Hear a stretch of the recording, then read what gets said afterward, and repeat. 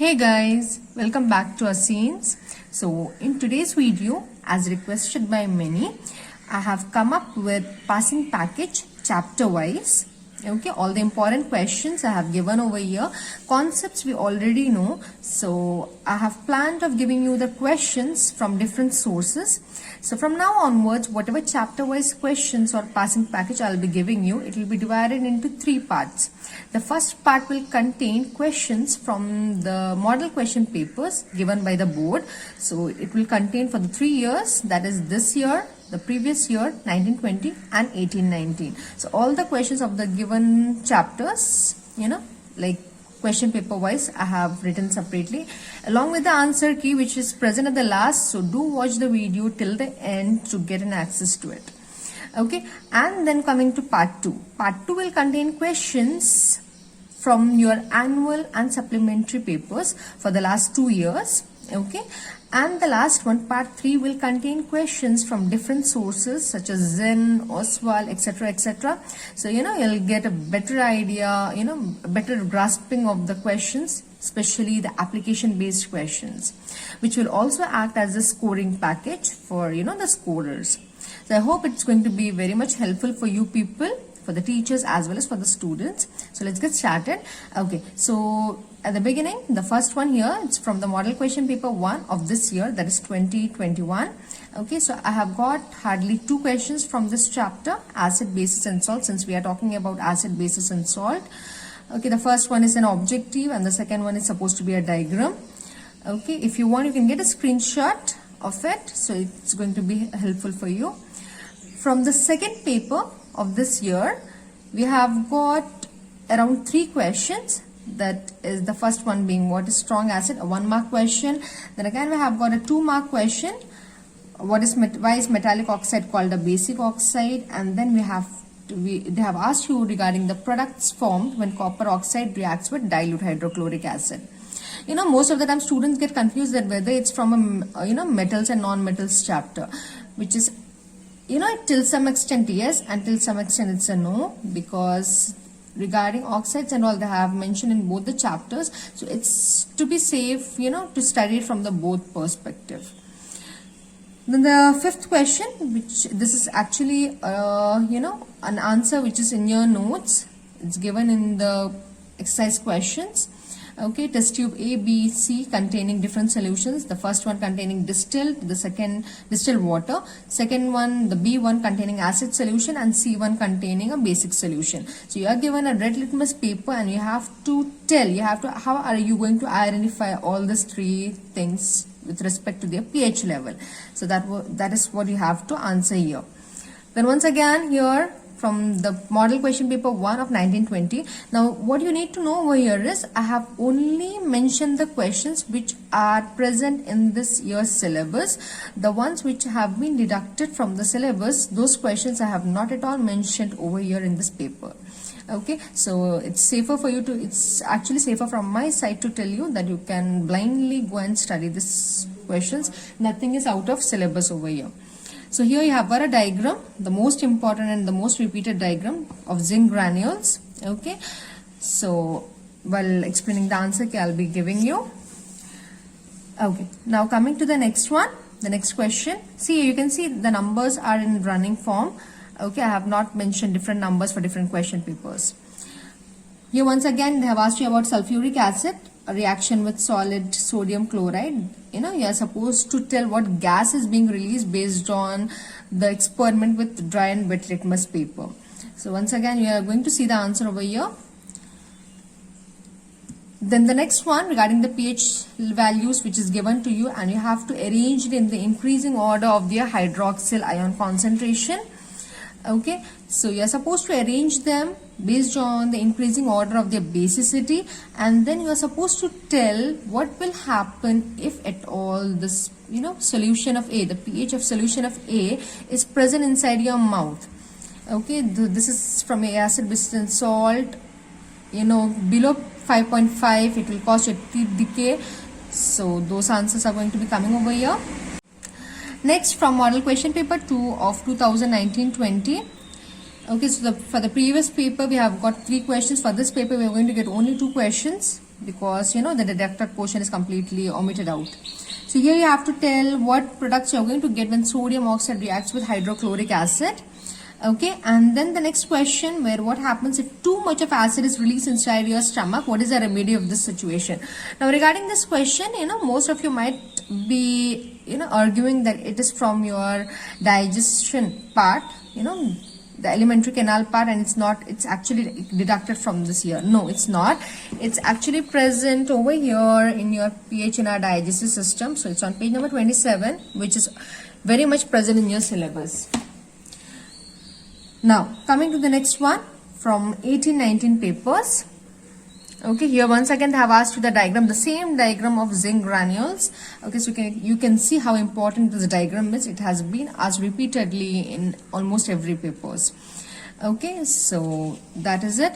And then coming to the next paper, that is model question paper 2 of 2018-19.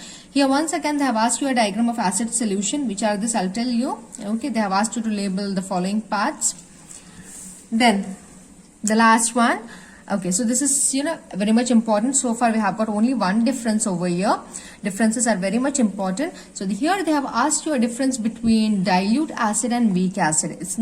Normally we consider dilute and concentrated, weak and strong. But here they have twisted it and made it dilute and weak acid. You have to tell the difference between them, and you also have to tell about the precaution which you are going to take while diluting an acid. So now we are going to get started with the answer key. Okay, so regarding the objectives, I don't think so you need much. Okay, so for the first question, the gas liberated when an acid reacts with a metal. When an acid reacts with a metal, your gas is always going to be hydrogen gas. Okay, first one. Second one, regarding the diagram. Okay, diagram for the apparatus to show acid solution in water conducts electricity. You have to label dilute hydrochloric acid. So it's on page number 22, okay, of your part 1 book. So whatever page numbers I am giving you, it's from your part 1 book.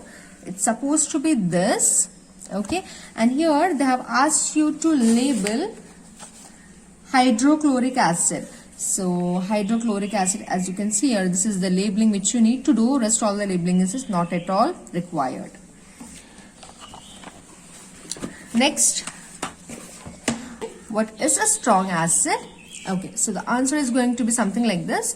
Strong acids are the acids which ionizes and dissociates completely in water. It's a 1 mark answer. That is the reason why I have kept it short. Okay, so when an acid dissociates completely into H plus ions and respective negative ion, then we call such acids as strong acid. Okay, that is the one main feature which you find in strong acids. Next, why is metal oxide called a basic oxide? Name the products obtained when copper oxide reacts with dilute hydrochloric acid. So, metal oxide react with, so when you react a metal oxide with a dilute acid, you are going to get salt and water, which shows that, see, since this is an acid, the other one has to be a base. When an acid reacts with a base, then only you are going to get salt and water. Hence, if this is an acid, this is going to be a base. So this proves that the basic nature of metallic oxide. Now further, they have asked you the product you get when copper oxide react with dilute HCl. So it's going to be copper chloride along with water. So it's something, a continuation of the same process. Next, the fifth one, test tube A contains distilled water, test tube B contains acidic solution, and test tube C contains basic solution. How could these samples be identified using red litmus paper? Okay, so what we are going to do is, we are going to take 3 red litmus papers separately and dip each one in test tube of A, B, C respectively. We are not going to mix them. Each one will have its own red litmus paper. Okay, the red litmus paper dipped in test tube A containing distilled water will turn purple. The reason is because its pH is neutral. So around 7 its pH is going to be. So since it is neutral, it should neither be red nor be blue. So a mixture of red and blue, which will result in a purple color. Okay. For the second case, the litmus paper dipped in test tube B, which is said to be having acid solution, will not show any color change and remain red, because an acid solution will turn the litmus paper into red. Since the paper is already red, you are not going to see any change in the color. For the third case, while the litmus paper dipped in test tube C with basic solution will turn blue, this shows that your basic solution is, the basic solution will always turn red litmus into blue, so this will be proved over here. Coming to the next question, sixth one. Here they have asked you a diagram of zinc granules with dilute sulfuric acid and testing hydrogen gas by burning, and label the soap bubbles filled with hydrogen gas. Okay, so this is on your page number 19, figure 2.1. So it's going to be this diagram, okay, and here they have asked you to label the soap bubbles filled with hydrogen gas. So it's going to be this bubbles, this ones. That's it. Nothing else to label. Only this much you have to label. Now, going on to the next question. When sulfuric acid is added to 1 gram solid sodium chloride. So this 1 gram is just to confuse you. Nothing is going on with that 1 gram. So solid sodium chloride taken in a test tube. Which gas is released? What changes do you observe when you test the gas with dry and wet litmus paper? What conclusion do you draw by this experiment? You have to tell the entire answer now. So now coming to answer. When concentrated sulfuric acid is added to solid sodium chloride, you are going to get sodium sulfate along with HCl gas. Since this is a gas, it's going to be dry. Okay, so when a dry blue litmus paper is brought in contact with the gas, you are not going to find any color change. But when the same blue litmus paper in wet condition, you are supposed to make it wet and test it on the gas, you are definitely going to get a color change. The blue is going to change into red color.